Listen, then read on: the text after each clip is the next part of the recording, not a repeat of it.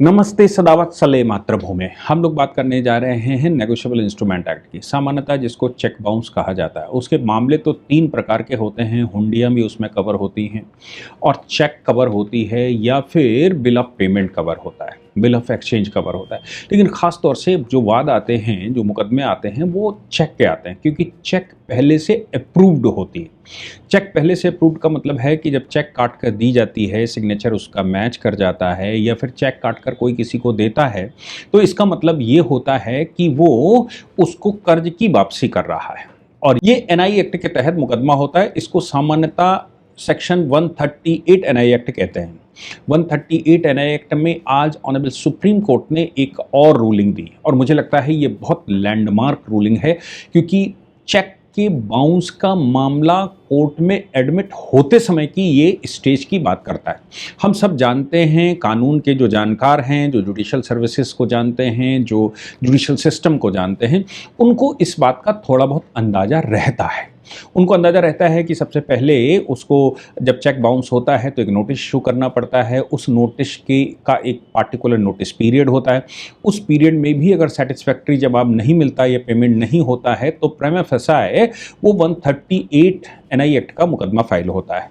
मैं एक बात और आपको बता दूं कि जो लोग भी एनआई एक्ट के बारे में, यानी कि नेगोशिएबल इंस्ट्रूमेंट एक्ट का पूरा विवरण मतलब जो जुडिशल सर्विसेज में जितना पूछा जाता है उतना कोर्ट की प्राइमरी को पोजीशन को लेकर, यानी कि जो लोग भी व्यापार करते हैं, जो लोग चेक काटने पर काम करते हैं, उन सभी के लिए ये वीडियो तो इम्पॉर्टेंट है ही है।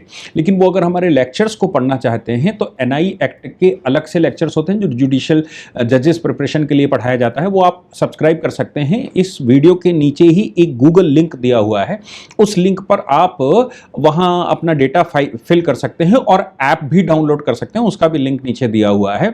और फिर आप हमारे एग्जीक्यूटिव से उसको समझने के लिए, पढ़ने के लिए, वो पेड क्लासेस होती है, लेकिन उसको पढ़ने के लिए आप अगर एनआई एक्ट को पूरा जानना चाहते हैं या इस तरह के फाइनेंशियल पार्टनरशिप एक्ट की मैं बात करूं, कॉन्ट्रैक्ट एक्ट की बात करूं, सेल्स ऑफ गुड्स एक्ट की बात करूं, ट्रांसफर ऑफ प्रॉपर्टी एक्ट की बात करूं या और इस तरह के प्रोसीजर जानना चाहते हैं, तो आप हमारे एग्जीक्यूटिव से बात कर सकते हैं। आपके लिए वो कोर्स आपकी विशेष रूप से वो आपके लिए कॉम्पैक्ट बनाकर भी दिए जा सकते हैं कि आप इन कानूनों को अच्छे से जान जाइए अगर आपकी रोजमर्रा की जिंदगी में ये कानून आते हैं।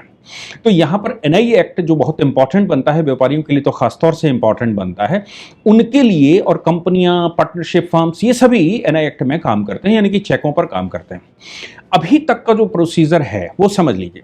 अगर किसी ने किसी को चेक काट दिया है तो इसका मतलब बिल्कुल साफ है कि वो चेक जिसने काटा है या जिसने बनाया है, ड्रॉयर जिसको कह रहे हैं, जिसने वो चेक बनाया है तो और दूसरे को हैंडओवर कर दिया है, सामने वाला होल्डर, ये प्रिज्यूम किया जाता है 138 में कि जो होल्डर है वो उसका पेमेंट वापस आ रहा है, यानी कि ड्रॉयर ने अपना ऋण उसको वापस किया है, जो उसके ऊपर ऋण लिया था, उसने जो देनदारियां थी वो देनदारियां उसने वापस की हैं। किसी सामान के भुगतान में कोई कंसिडरेशन दिया गया है या फिर किसी ने ऋण लिया था, उसने ऋण लिया था, वो ऋण उसको वापस किया गया, ये 139 में माना जाता है।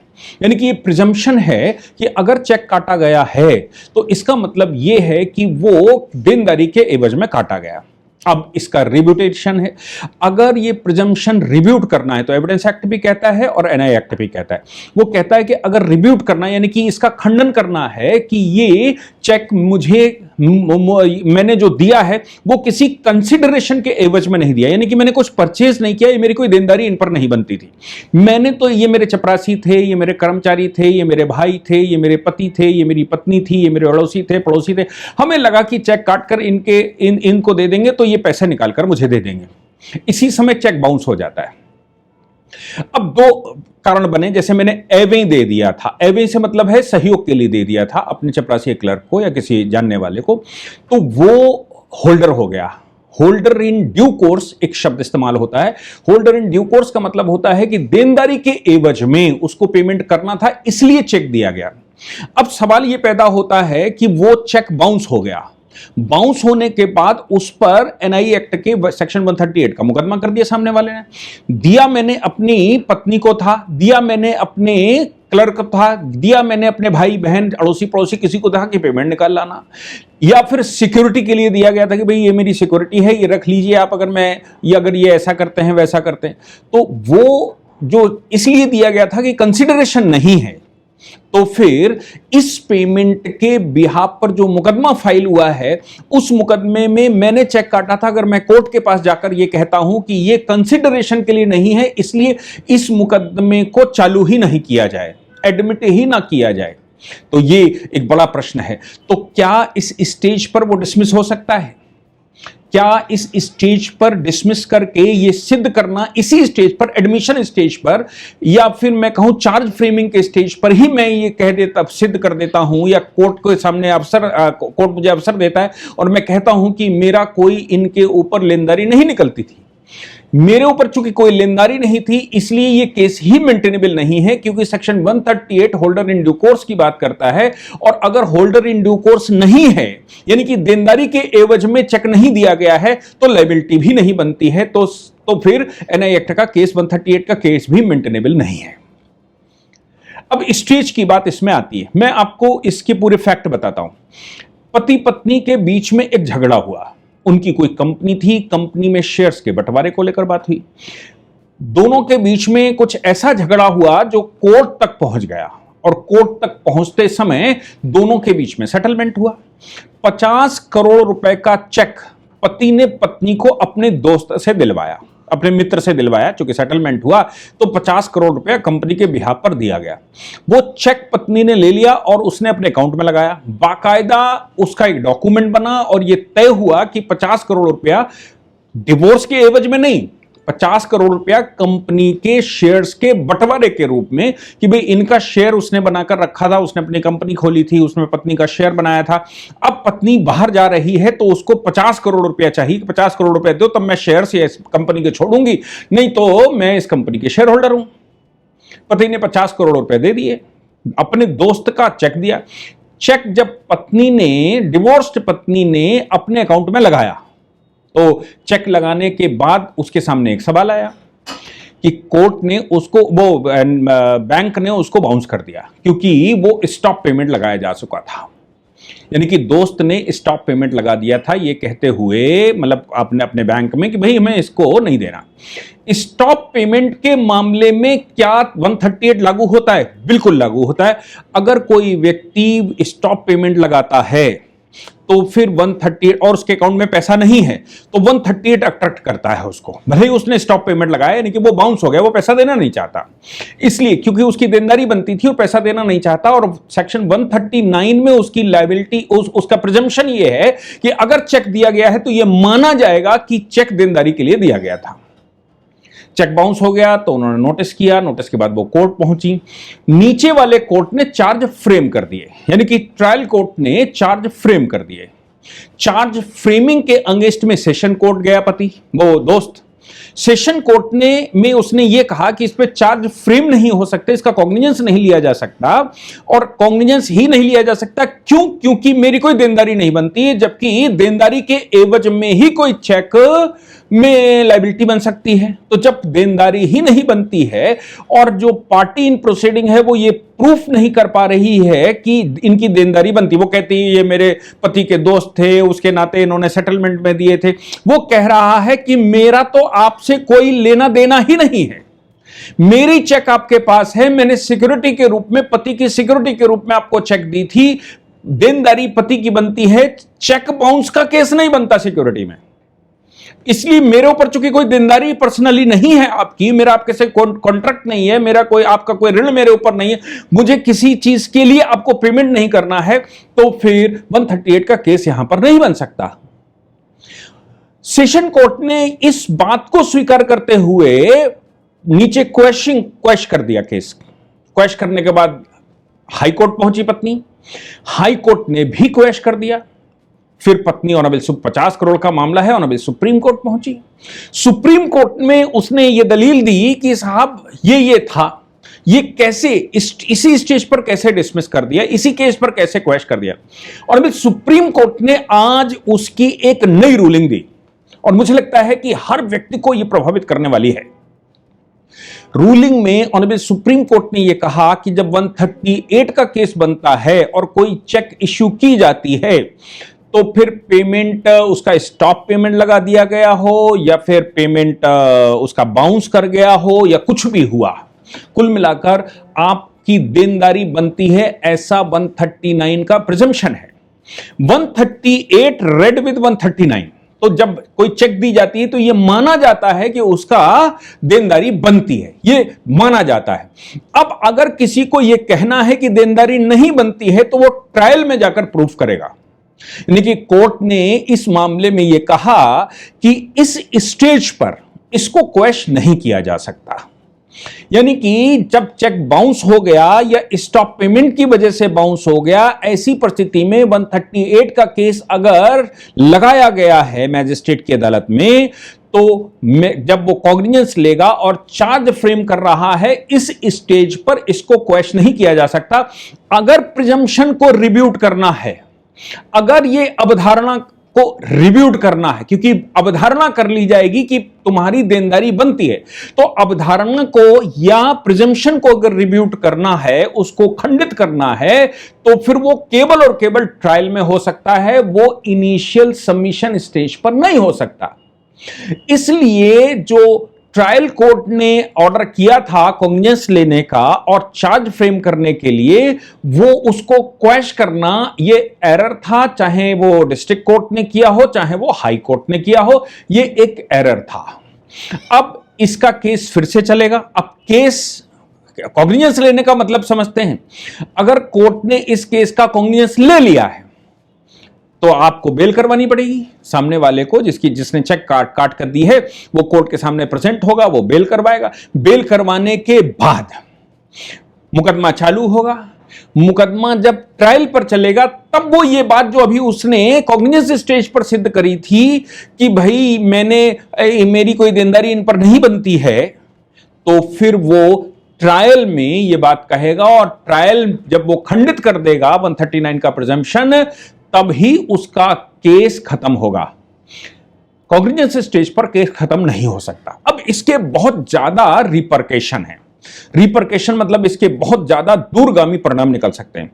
दूरगामी परिणाम ऐसे हो सकते हैं कि जैसे मैंने कोई चेक अपने कर्मचारी को दिया कि जाओ बैंक से पैसा निकाल लाओ, और वो चेक बाउंस हो गया मेरे अकाउंट में, मुझे ही निकालना था, मैंने अपने कर्मचारी को वो इंडोर्स करके दे दिया कि इनको पैसा दे दिया जाए, चेक बाउंस हो जाता है। तो ऐसी परिस्थिति में मेरा कर्मचारी, वो जिसका नाम लिखा हुआ है, वो मेरे खिलाफ मुकदमा कर सकता है। वो मेरे खिलाफ मुकदमा कर सकता है का मतलब बिल्कुल साफ है कि पहले मुझे जाकर बेल करवानी पड़ेगी, क्योंकि मैं ये सिद्ध करना भी चाहूंगा कि नहीं मेरी कोई लायबिलिटी नहीं बनती थी, मैंने तो इनको एवं ही मेरे कर्मचारी होने के नाते चेक दिया था। तो कोर्ट कहेगा कि ऑनरेबल सुप्रीम कोर्ट ने जो रूलिंग दी है उस रूलिंग के अनुसार, तो ये जो रिब्यूटेशन है ये आपका तभी हो सकता है जब कोर्ट में ट्रायल चलेगा। यानी कि अभी आप बेल करवाइए, मुकदमे को झेलिए और फिर उसमें जाकर आगे निपटाएंगे। इसका दूसरा वो भी हो सकता है कि चेक बाउंस की जगह पर अगर कुछ और करना चाहें तो चेक बाउंस की जगह पर चेक का केस नहीं बनता, सपोज नहीं बनता, रिब्यूटेशन हो गया। अगर इसको मैं कह दूं कि रिब्यूट हो गया तो उसकी लेनदारी का ऑर्डर 37 का केस हो सकता है सीपीसी में, तो सिविल का मामला उसमें फाइल हो सकता है, क्रिमिनल भले ही ना फाइल हो जाए तो कम से कम बेल से बच जाएगा। और सिविल वाला केस अगर देनदारी का प्रूफ हो जाता है तो क्रिमिनल केस इसमें हो जाए। कुछ ऐसा इंटरप्ले पर काम होना बाकी है। इंटरप्ले हम उसको कहते हैं जिसमें दो अलग अलग कानून एक ही चीज पर, एक ही विषय पर काम करते हैं। तो मामला आता है रिकवरी का, रिकवरी तो सीपीसी में ऑर्डर 37 में हम लेकर जाते हैं, और चेक बाउंसिंग का मामला आता है वो क्रिमिनल केस है। तो ये क्रिमिनल केस और सिविल केस, क्योंकि क्रिमिनल केस भी देनदारी के आधार पर ही चलता है, क्रिमिनल केस भी आगे देनदारी के आधार पर चलेगा। तो क्यों ना सिविल का केस पहले फाइल कर दिया जाए, लेकिन उसकी समय सीमा तय कर दी जाए कि 3 महीने में, 4 महीने में, 5 महीने में कोर्ट को प्रेमा फेसाए ये बात स्वीकार करनी पड़ेगी और कोर्ट उसमें डिग्री बना सकता है कि इनकी देनदारी बनती थी। बाद में जो होगा रिकवरी का वो होता रहेगा, लेकिन इधर क्रिमिनल केस उस पर सस्टेन कर सकता है और फिर मामला आगे बढ़ सकता है। मतलब अभी मुझे लगता है कि कोर्ट ने तो आज के कानूनों के अनुसार उसका इंटरप्रिटेशन कर दिया, लेकिन मुझे लगता है, मेरा व्यक्तिगत मानना है, मुझे लगता है कि इस पर अभी और क्लैरिफिकेशन की जरूरत है। हो सकता है लेजिस्लेटिव इस पर अमेंडमेंट की जरूरत पड़े। अगर इसको अमेंड कर दिया जाता है कि केस तभी फाइल हो सकता है जब आप प्रेमा फेसाई ये प्रूफ कर दें कि हमारी देनदारी बनती थी, लेनदारी बनती थी, तो ही केस में कॉग्निजेंस लिया जाएगा। ऐसा एक राइडर भी लगाया जा सकता है।